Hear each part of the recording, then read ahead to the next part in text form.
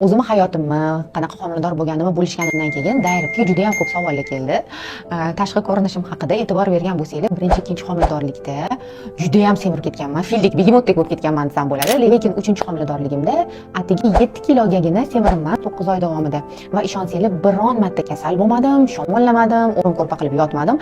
Aksincha energiyaga to'lib, shu Tug'an klinikasini qurishga, ochilishiga va yangi oilamdek bo'lgan jamoani to'plashga sarfladim 9 oy. Buni siri nimada? Birinchi o'rinda homiladorlikka faqat bachadonda emas, butun tanani tayyorlashdan boshladim va bunga alohida rahmatimni aytaman. Aziza A'zamovna menga IV usulida vaqtni qisqartirish maqsadida tayyorgarlikni taklif qildilar va men darrov bunga rozi bo'ldim. IV terapiyani o'tkazganimizdan keyin yengil osongina 3-marta homilador bo'ldim va homiladorligim davomida 3 ta yoki 4 ta IV terapiyani endilikda Muhabbat Davronimda davom ettirdim. O'ylaymanki, yengil homiladorligimni eng katta sirlaridan biri bu olgan IV terapiyamdir.